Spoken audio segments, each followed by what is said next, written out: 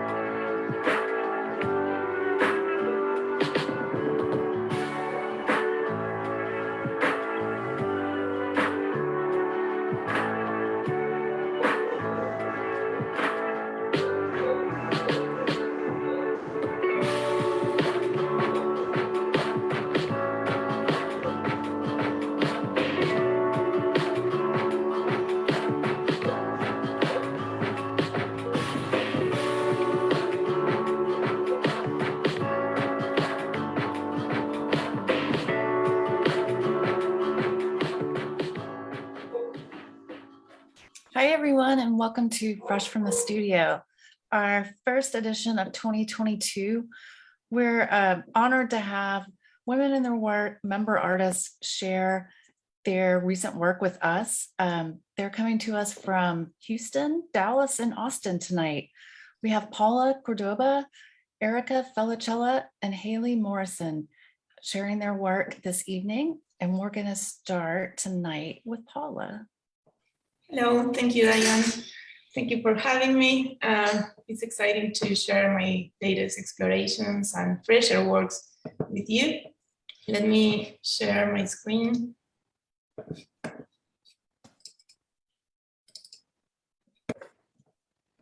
Is it okay? Yeah, looks great. Okay. So when I talk about my work, I usually tend to prioritize ideas, the ideas behind it, and my thinking processes instead of the physical making of it. On this occasion, I'll share a different approach with you. And it is about the journey with the resin I work with and other materials that I'm starting to include.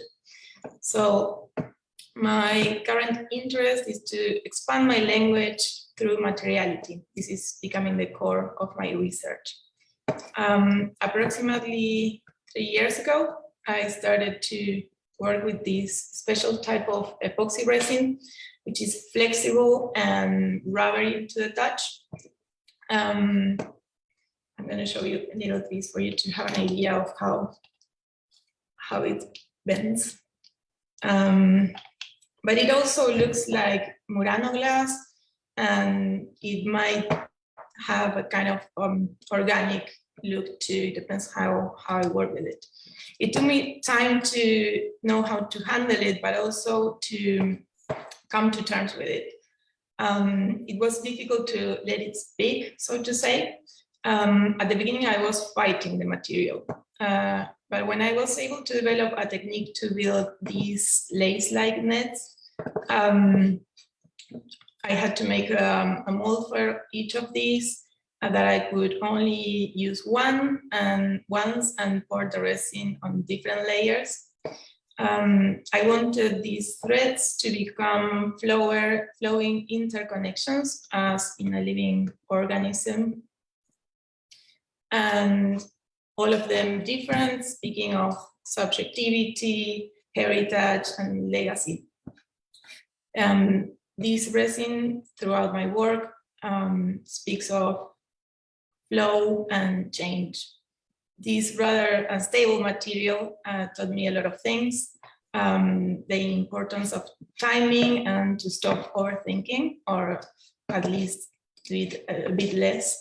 But because I'm not in full control of the process, there is a bit of chance involved. It was kind of therapeutic in a way. I say that the material shaped me.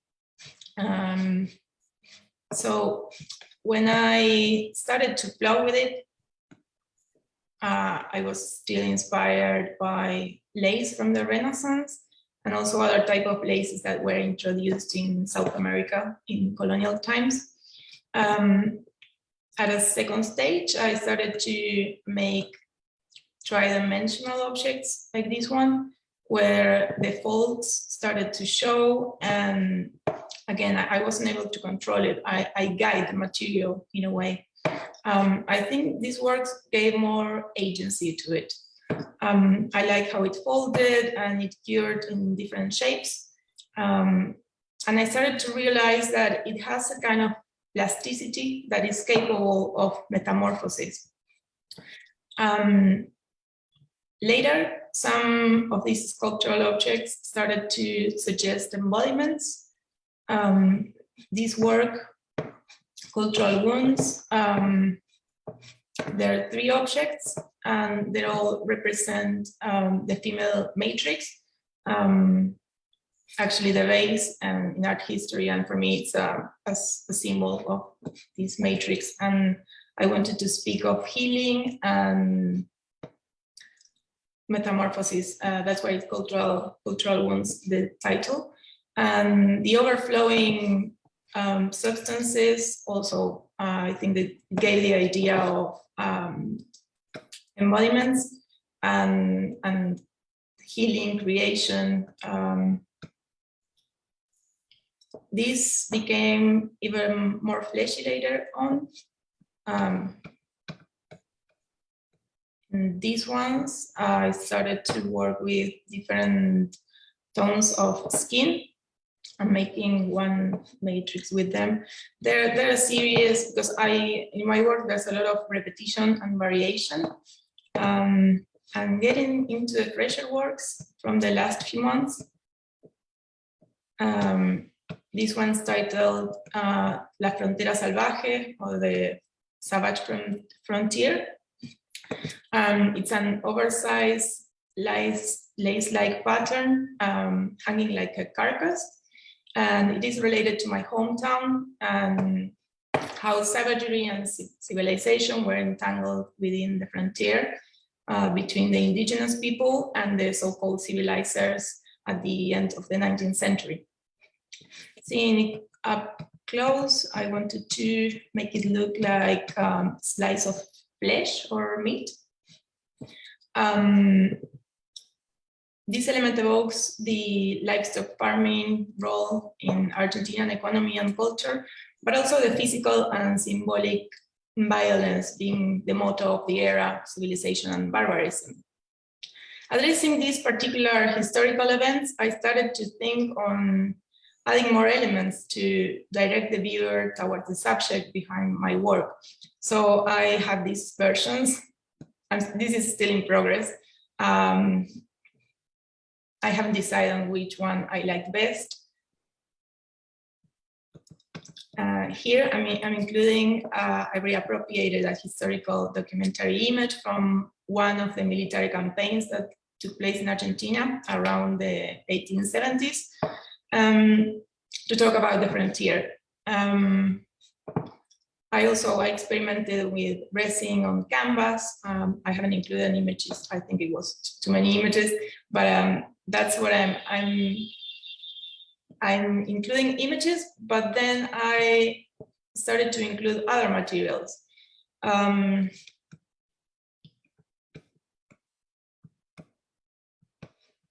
These are explorations with rattan weave and tapestries.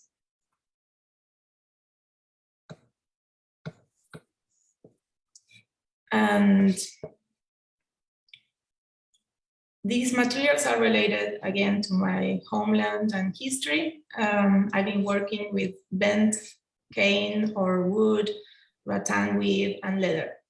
People may not be familiar with my background, but still I think that these elements are still evocative. In this rattan cane, for instance, that is worn out, may speak of decadence or the passage of time. So this new approach aims to communicate through an expanded materiality, the same subjects that I've been working with, and particularly cultural hybridity. This is a bit different. I made it for an exhibition of lanterns at the Cameron Art Museum, but I took the chance to start playing with light and rattan weave again. It's the shape of a pomegranate fruit. It's a symbol of death and the resurrection in many cultures.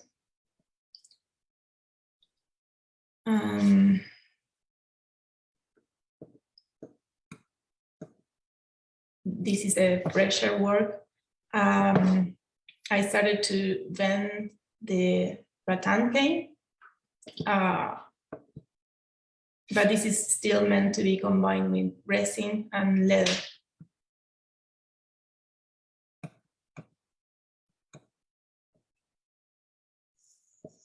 And this is where my work is going to. It's still unfinished, but it's mixing Art Nouveau inspiration with a ritualistic or sort of pagan figure. It's in its very early stages. I wish I could show it to you more advanced, but through this, I'm working with the European legacy and cultural identity, but I want to imagine a new kind of mythology, a hybrid aesthetic. I think that the crossing between art, designs, and craft in these particular works is more tangible than before, as I'm using the rattan bent and tinted to loosely recreate maybe Tonnet designs or other Art Nouveau furniture. I found interesting that the Tonnet designs were the first mass-produced item of furniture, and I think that could be evocative for many people. Also, the use of these natural materials, including leather and a bolder color palette, address South American elements, still having the resin as a bonding element that expresses fluidity and change. So through this process, I've been reading this book, materiality that expanded my views on this subject on contemporary art. I'm gonna type the title on the box for you. Maybe you might be interested. It's really good. It's a series of essays and conversations on these subjects. So finally, I'm working on expanding my series of objects to these new material combinations, and I want to play with the senses. The sense of touch is very important in my work, but I also started to grasp the term materiality in a broader sense. I want to include video and sound to the series, and this is another goal of this year. Thank you for your time. So we go back to Diane. Thank you so much for sharing your work. Thank you, Diane. It's exciting and also a bit scary because it's so fresh, difficult to talk about it.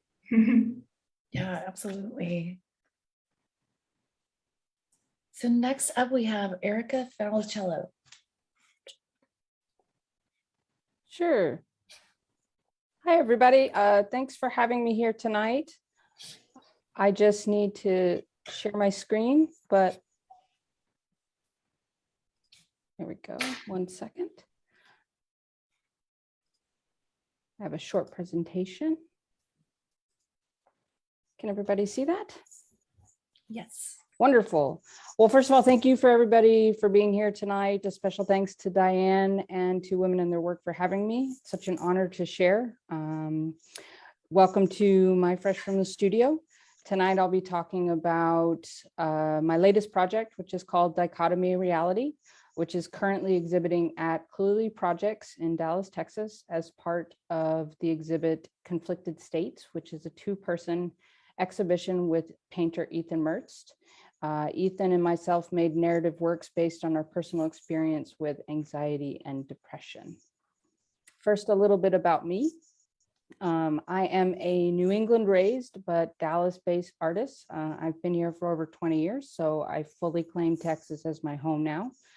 I work in the arts as well as being an artist, a practicing artist. So I work with an arts organization called Aurora as their executive producer.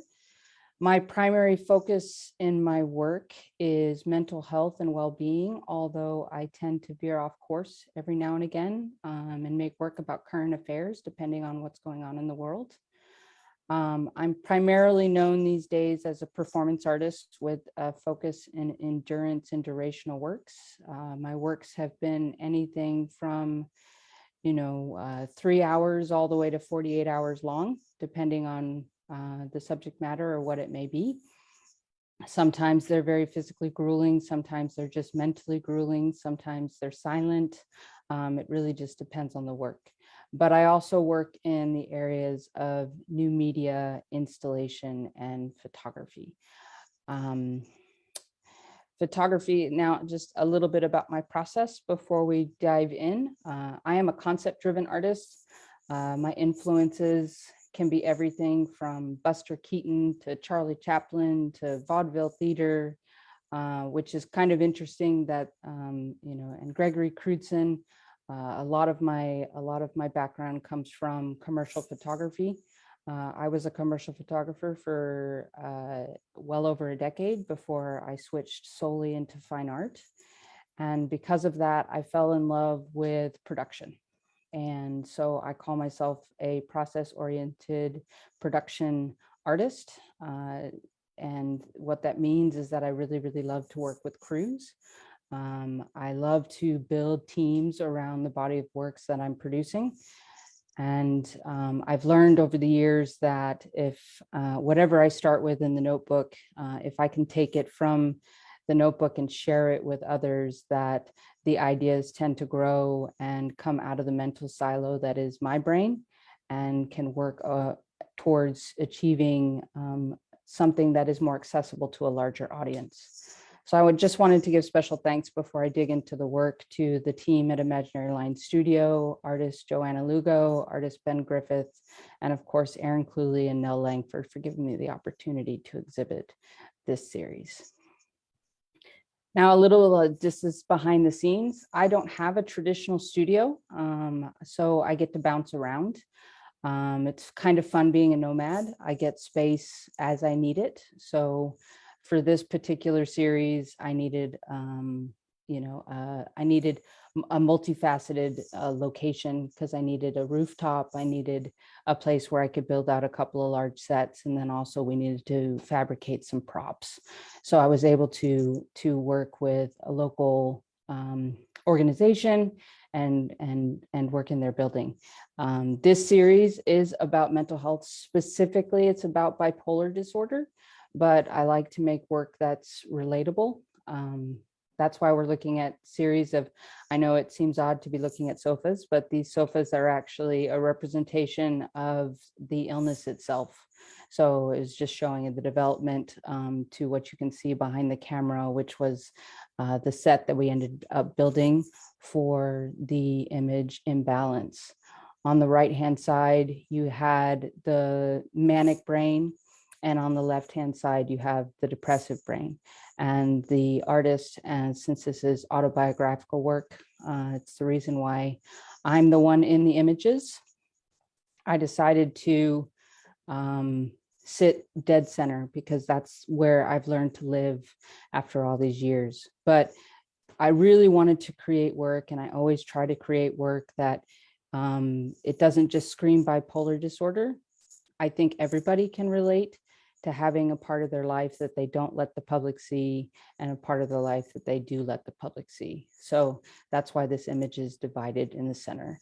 One of the beauties of working with photography and why I loved working with photography again is that this is a composite. So we're able to pick and choose kind of the bits and pieces that we liked from different images to like kind of Frankenstein something together. It's one of the beauties of digital photography that I absolutely adore. And I also really love getting to use light as a medium. It was really important to me that there was a strong fall off and using light as a representation in this image as part of the narrative itself. So it gets darker on purpose as it falls off from right to left. The other thing that I really loved about getting to work in the series, since I'm a performance artist, is that I got to mini perform. So that means every image was a performance in its own right. We did a series of takes. I got to work both in front of and behind the camera for the whole series, and also with the crew. So weighted perspective is again just about the trade-off that someone must endure through pharmacology, living with mental illnesses. And I really wanted to just convey as much nothingness as possible. You know, performing for a camera is a bit different than performing for a live audience, but it's another great thing about having a crew. As you can see, I went back and forth and they had everything set up. We had everything on screens so that we could flip through, we could see, we could make sure that we were getting the images that we wanted to take to the wall in the end. The final series, part of this series, was shot on the rooftop. This particular image was about mania, but it was also very much about loss of control.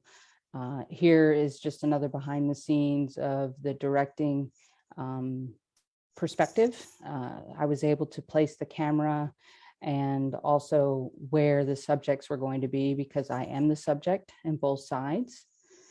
And you can see what we did with the final image. We were able to take it to where everything was laid out so that it wasn't just about me as someone who has bipolar disorder controlling herself from losing control, but it's about everybody. And I hope that was what we were able to convey in the production of this image. This one's called Grandiosity's Ledge. Now, for the final part of the exhibition, I performed during the reception. I wanted to talk a little bit about my performance process because it's what I'm known most for these days. I never pre-rehearse a performance, which means I never know how it's going to go down or how it's going to be received. So I try to do as much research and development in advance. Each piece is different. Some pieces are very physically grueling and they require me to like do a physical transformation. I've done everything from, a year's worth of weight training to get ready for a piece, all the way to, changing my diet, to just, I've had catheters, I've had all kinds of things that I've had to do for my work, whatever the piece needs. I make sure I get the right crew. Again, it's super important. I worked and talked to a couple of doctors for this piece. This piece was a mental preparation. So I worked with a psychologist and we talked about just the nature of what this piece would be. That I went into this work knowing that I would talk. So I created some prompts, and that's as much actual verbal preparation that I came up with. And the prompts were either statistics or statements of affirmation, so I could open and close vignettes as the people move throughout the space. And I want to be able to ebb and flow with a community as they come in and out of a performance. And again, this is just an installation view of two of the images. They turned out being their 24 by 36 inch prints in real life. And it's a 2-person show called Conflicted States at Cluely Projects. It's on view till February 5th here in Dallas, Texas. I have some works coming up. I'm focusing on the wonderful topics of trauma and burdens that we carry as a society. So I hope that you guys follow along. Both of those pieces will be longer, their endurance, and they should be outdoors. So I'm gonna wait until it's a little warmer. So thank you very much for having me. This is a way to stay in touch with me, and it is an honor to share today. Thank you so much. We have a couple of comments that we'll come back to after our last presenter, Hayley Morrison. Hello, everybody. So great to be here today. I'm so grateful to Women in Their Work for having me. And I am also going to share my screen. So one second.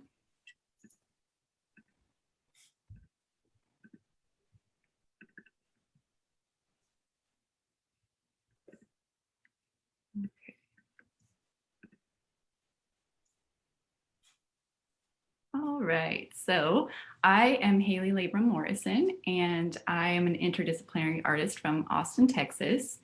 And I'm going to be talking with you a bit about my background and my concepts, and also what I'm working on right now. So I am from Salt Lake City, Utah, and was born and raised in a suburb there as the youngest of 5 children, and in a Mormon household, and went to BYU and studied painting and drawing there and graduated in 2008. And then had a career of recruiting for a while. Pay bills, as you can imagine, graduating in 2008 was not the best time for an artist. And so finally in 2019, I felt ready to return to art and just fully go back to it. So I've been doing art full time for the last 3 years almost now. So in 2019, I was able to do a residency in Navasota, and I encourage you all to check it out. It's a really fascinating residency in a small town in Texas. And I spent 6 months there, and I felt that I made a lot of progress in my work as I was able to focus. And I'll talk more about that work in just a second. So in 2020, I co-founded Concept Animals with Casey Elfstad. And together we've been working to bring Texas art to the forefront and hopefully highlighting them, and also creating Crit Nights in 2021 along with Darcy Book, who's on this call. And those have created opportunities for artists to participate in critique groups virtually and in person.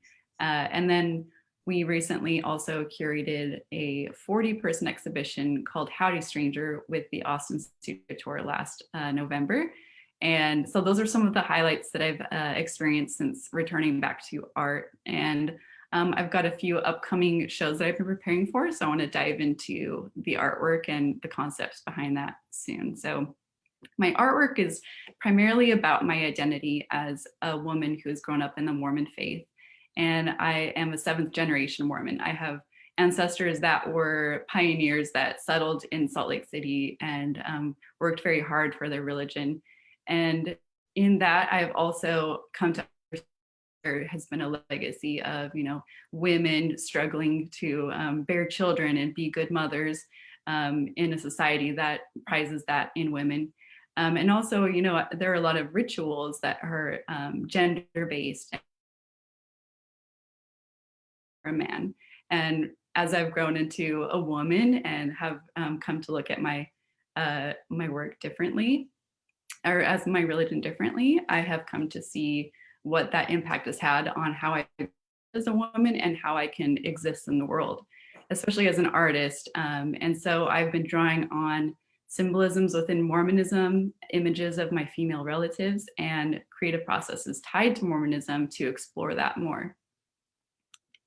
And so the Navasota Artist Residency that I mentioned, I started this body of work called Give Me Place. And it's a lot of works on paper and a variety of media, including watercolor, spray paint, acrylic, oil, and marbled paper. I do marble my own paper. And I was really exploring the female body and sacred spaces, which are very important in Mormonism. There is a type of building called a temple where a lot of rituals and ceremonies take place. And again, they're all based on your gender, how you participate, and what the covenants that you make there. So this piece that you can see on the right is called I Will Through the Veil. And the curtain to the right is a symbol of the veil that separates humans from God. And in the temple, you approach that veil and you essentially approach God. That is a place where women often have to have men intercede for them, or their husbands specifically. So that has become an important aspect of something that I've been thinking about a lot in my work, is whether I needed God to speak with me through my husband, or if I could have a personal relationship with him, even in those sacred spaces. And then these pieces are similar, dealing with some of the same architectural elements of the temple, and also bring in elements of nature, which I sometimes use as symbols for the wild or the unknown, or maybe things that I was sheltered from as a child, or things that I'm curious about and want to explore, but are uncertain if they're good or bad. And then the hands in my pieces often depict either the hand of God or the hand or arm of flesh or man. And so these are a couple more. These women are my aunts, and my dad's cousin is in the pink painting. And then here's a couple more. Again, my aunts. The piece on the right is an altar at which people are married in the temple. So I was married in the Salt Lake City temple, and my husband and I knelt at that altar. And there's also the altar that you kneel at to make sacred covenants and bow your head before God.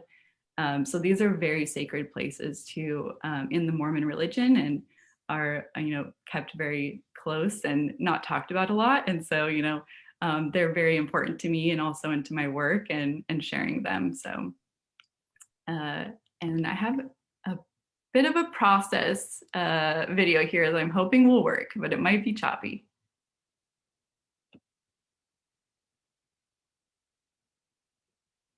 Spray painting and then filling in some of the oil paint of the curtains. And I changed the surfaces so many times to get it just right. You can see the hand went through many iterations. And then the final piece came out to be the one that you see on the right. And then the current body of work that I'm making is centered on the idea of tinkling ornaments. So I started this piece or this process last year. And most of these pieces are paintings on panel and paper casts and paper mache. And the phrase tinkling ornaments comes from the Bible, specifically Isaiah 3, where we learn about the daughters of Zion who are haughty and they walk with stretched forth necks and they wear all of these fine twined linens and they wear all of these this jewelry and these perfumes, but they start to stink and they start to rot because they care too much about these things of the world. But also I chose this because in Mormonism, you grow up wearing certain pieces of jewelry that have certain significances. So like the CTR ring, which is choose the right, you wear that for as soon as you can as a child. You start wearing that. It's something like, what would Jesus do kind of a thing. And then this piece that you can see here depicts a couple of medallions that are necklace medallions that I earned as a young woman, kind of like Boy Scouts, but for girls, called Personal Progress. And it's a series of, service, acts of service and scripture readings and, kind of checking the box off. But it was also a very formative period. It's also a very formative period for a young woman where, I thought, those are good things, but I was missing out on maybe some of the more exploratory aspects of, teenagedom and becoming my own person. So I was focusing on those like letters of the law type thing instead of figuring myself out as a person. And then, so here's some more of the process. So I created a CTR ring with paper mache. You can see on the top left, this little tiny CTR ring. That's kind of what I went off of for this gigantic in comparison piece. I started off with an armature of cardboard and masking tape. I often use like aluminum foil, newspaper, anything that I can get my hands on. And then I'll cover that with several layers of paper mache. That's newspaper and wheat paste, which is basically just like flour and water. And then I painted it with spray paint and acrylic paint. And my goal is, this is my sketch here on the left, on the bottom left, is to make several of them and wear them all up and down my arms and hopefully get that photographed. I might have to come to Erica for some ideas on how to photograph that. And then the next one I'm working on, this one still is in process. And it has several elements going on. So you can see I'm making a chain out of paper mache as well, which don't ask me why I decided to do that. It's kind of impossible, but it includes that personal progress medallion as well. And I'll be hopefully wearing that and taking photos of it as well. So this is a piece I've been slaving over for the past while that I'll be exhibiting in a show that I have coming up in just over a week. There's a quick process shot, but my work is often very detail oriented and I'll spend hours and hours on, just the tiniest bits of it. And I'm gonna go on to the next page here if I can. And then I've been doing these pieces as well, which are paper casts. And I'll quickly show these. And a quick process, step by step. There's a mold and paper pulp, and you essentially just put it all in there, let it dry, and then it pops out. And then I've just got a few things coming up to share with you guys. I'd love to have you all come to any of these that you possibly can. And January 28th, which is a week from tomorrow, at Martha's Contemporary, I have a solo show in their garden space. And I'll be showing that massive painting that I've been working on along with several others. And then February 1st, I have an online show with I Like Your Work going up. So hopefully everyone can see that. And then on February 11th, a group show with Good Luck, Have Fun Gallery in Austin. And May 7th, I'll be having a solo show at Doherty Art Center. And you can keep in touch with me on, I haven't misspelled, Hula Hoop, which is HULLAHOOP _ on Instagram, or email me or check me out online. And thank you so much to everyone for participating and for watching, and I appreciate it.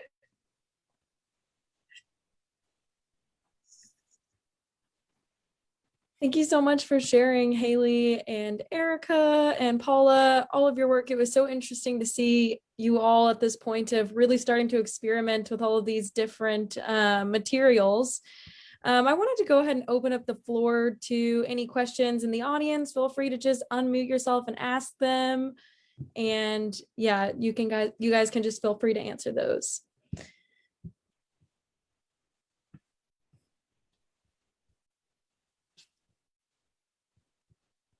We did have one question for Erica in the chat. What is the significance of the uniform? Yes, I tend to always pick a uniform whenever I'm doing any type of performance or even photography. I wanted it to have a very sterile feel, so I very specifically chose scrubs to signify patient and to connect to the illness. So thanks for noticing that. I also added the artist websites and Instagrams into the chat as well, just to make sure everyone saw those. I wanted to ask Paula a question about materials. I mean, I love your exploration of materials. I think that's such a cool part about being an artist. And I'm curious, so, you know, with the epoxy resin that you've been working with, it seems like you've come a long way with it. What have you learned about it that you really like and that you really want to carry forward? I know you mentioned like some of the slumping and the wrinkles, but what do you think could be applicable in the future? Like, what do you want to focus on? Well, I like to make larger pieces, which technically it's difficult, but as I've been through this process, I think I'll get there. That's one of the things. I like how it looks organic at the same time that obviously it's quite the opposite. And also using the translucid quality to play with light and video. Cool. Yeah, it's really cool. I love like the layering aspect. Oh, another question. How do you add color to the epoxy resin? Do you use some kind of pigment? Yes, it's a pigment. It comes like translucid, and I use pigments. Oh, that's so cool. Fascinating. I'm going to add the title of the book that I mentioned, which I forgot before. Just, yeah. I had a question for Haley. So the spaces that you depict in your paintings, a lot of them seem like these really traditional spaces, and then you use these really bright colors that feel really at odds maybe with the place in the image. Could you talk about that? Absolutely. Yeah. So I mentioned a lot of those architectural spaces come from Mormon sacred spaces, which are often depicted with like this neoclassical grandeur that are, you know, they're really beautiful buildings, but at the same time, they do feel antiquated in some ways. Obviously, I'm more progressive than maybe the typical Mormon female might be. And so I tend to want to inject a little bit more of like modernity and just like life. So I do that with, you know, color and fluorescence and spray paint and different textures and that kind of thing. And then also just that also goes back to like those paper casts. I did want to mention that that's something that Mormon women were making in the 90s as like it was like a very popular thing. And so I was like, oh, I want to try that out for myself. And I found some on eBay, and then I started spray painting them with bright colors to again like just add this new life. It's kind of goes in hand with that legacy I was talking about of Mormon women, you know, and me just like I'm a Mormon woman, but I'm a different kind of Mormon woman. I'm the modern Mormon woman, and so it's reflective of that for me. Thank you for sharing. That's really interesting. Yeah. I had another question for Erica. Are all of the images in that exhibition that you have up right now composites like that, that you've put together where there's sort of this pull from one side to another? Well, composites as in the weighted perspective is actually one image, but the concept of there at least being some sense of duality is in every image, and it's intentional. but we were able to, as I called it, Frankenstein, two of them together because it's the beauty of what we can do with computers these days. So, but yeah. Yeah, I thought the pull of light and dark was really interesting in both of the images that you displayed. Then I love the way that you had them together on the wall, where there was sort of the center almost felt like it was the same image or the same space. I thought that was a really interesting choice. Well, thank you. Thank you. I have a question for Erica as well. So I'd love to hear more about what you learned about yourself as an artist after doing that whole body of work. And your work, like just doing it must be exhausting mentally because you're putting so much of yourself into it. So I'd love to hear what you've learned and what kind of toll maybe it takes on you. Sure. Each performance, I'll speak to the performance just aspect of it all. Each performance takes a different type of toll on me depending on the nature of the subject. And this one was a little bit more difficult than most have been because it was so autobiographical. I literally, I slept, first of all, like the whole day after the reception. And I learned that the outpouring and the feedback that I got post performance and post getting the work out there, just it reinvigorates me to continue down this path of making work to break down stigmas, because these are important topics that I need to continue to convey in art. So what it's taught me as an artist is that there's validity behind the concepts that I'm working towards, and it connects to a much broader audience. So it's also taught me to be a little careful. You know, it's like, you know, you can cross a line in performance, in some types of performance works where you perhaps opened the door a little too much, and like kind of a Pandora's box kind of situation. You try to put it all back in afterwards and it doesn't quite all get back there. But I learned there's a lot of warmth in the world as an artist from doing this series. I was going to ask Hayley the same thing. I found some connections between our works. I think we both seek to understand our positioning in relation to our legacy. In your case, religious legacy. In my case, Argentina being in a way in between Latin America and Europe in a cultural and also very in a conflicted way.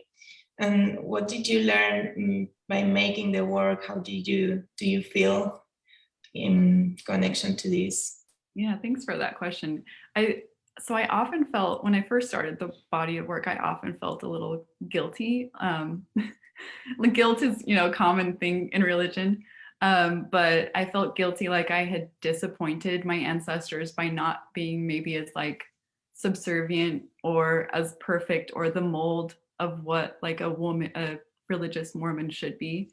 But I came to terms with the fact that I am like my own kind of pioneer, in the sense that I am like breaking away from what's maybe expected of me by being more independent and, you know, having my own career, not submitting to my husband.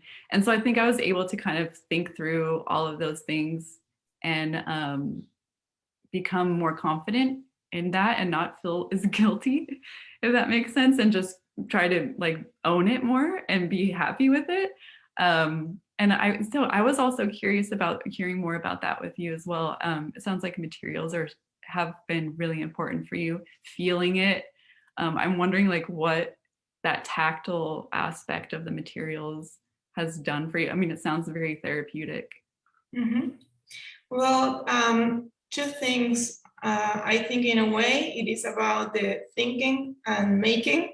Yeah, it is an issue for me. I have a mixed background between arts, museum and cultural studies, particularly in colonial South America. And then I think that the conceptual part of my work, sometimes it gains too much terrain, let's say, like it's a bit overwhelming. And choosing this material just forced me to do different things or making them in a different way. And I'm still going through that journey.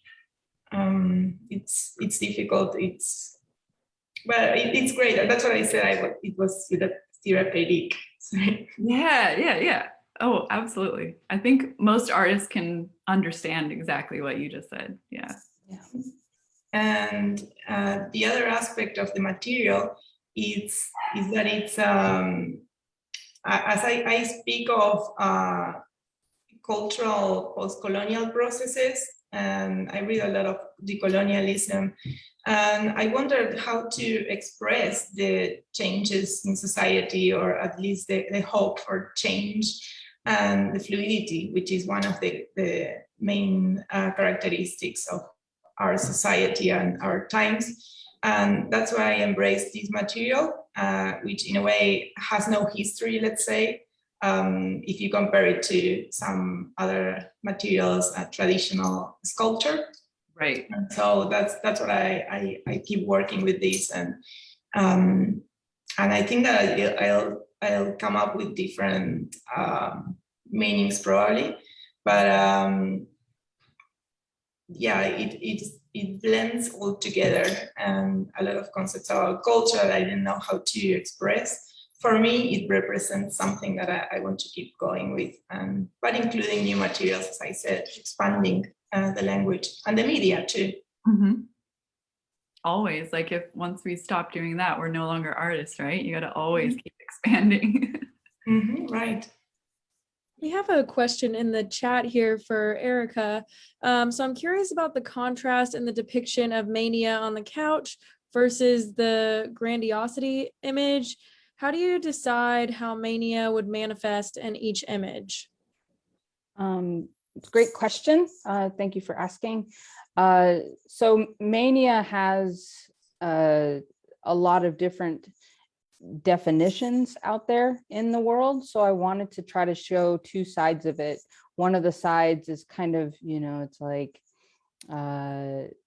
the chipper, the bright, the open, the airy, the fast. But I also wanted to show the destructive side of mania. So I wanted to show the darkness of it as well, but there's still a lightness in it. So that's why we went with it. I'm actually in the air. So it's the sense of lightness is still in the subject for grandiosity, but I chose the darkness in the sky and also to darken down that side of the image to make sure that the destructive nature of mania came through in that image, and also the lightness of it and kind of the airiness of it was what you saw in Imbalance, which is the sofa. So I kind of wanted to give a full rounded picture of that side of the illness. I hope that answered the question.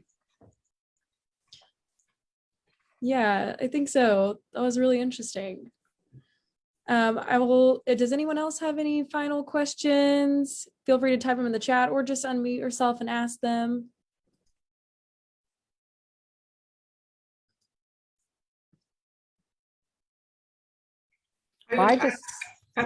Sorry. Go ahead, Paula. Go ahead, Bella. I would ask you, as you work is about narratives in a way about mental health, and meaning by that there are constructed ideas around any subject, in this case, mental health. How do you think your work impact in the conversation about these topics? Or what did you perceive in the public? I never know how it's going to come across fully. So I think that's why it's so important to me to have a lot of conversations before I even produce anything. And that's why I said, it's like I'm concept driven. So I talk through the work. I have, when I go into more detail about my process, I actually say I finish something before I even begin it. So therefore, I've kind of talked through and I'd be like, well, does this manifest make sense to you in this context? And I'll ask that question of a lot of people. And if it's not ringing true or it's not coming through, then I adapt the concept and I work with it and I change it until it gets to a place where it's relatable in some sense. And so hopefully by the time I get to the final, whether it be image or performance or whatever it may be, I've created something that people can connect with. And the day that, I always say that I have to at least touch one soul in order for a piece to be considered successful. And I was very grateful. I got a lot of feedback after this series went up, and it brought up a lot of dialogue for people. So I feel like it did what it was supposed to do. Thank you. But if it wasn't for it's a lot of conversations in the foreground. So. Thank you all so much for sharing. And this discussion at the end has been really insightful to hear all of you talk to each other about these things that are found in all of your work. And I would also urge the artists to read the chat. There was some really wonderful comments in there about all of your work and a lot of really appreciative voices in there. And I also wanted to share a couple of things that are upcoming at Women in Their Work. I'm going to put the link in the chat. And we have Talk About a Welcoming Place, which is the current exhibition that we have up at the gallery by Ariel Renee Jackson. And that is on February 2nd. Our next edition of Fresh from the Studio is in conjunction with Print Austin, and that is on February 10th. And we'll have some printmakers talking about some work they have in progress. And then finally, I wanted to add that we just announced our Spring Bash, which is coming up on April 2nd, and that is called Bold Bash. And you can find all of this stuff on our website at the link that I placed in the chat. And thanks again to the artists. This was a really fun conversation, and I love how everyone in the chat has been talking about the work and reacting to the work. So great job, everyone. Thank you, everyone. Thank you so much, all. Thank you.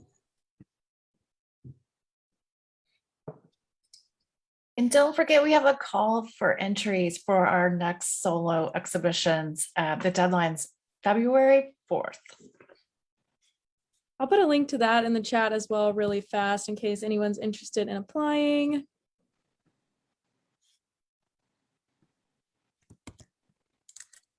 All right, there we go. Okay, thanks again, everyone, for joining us tonight. Thank you. Bye, thanks. Thank you.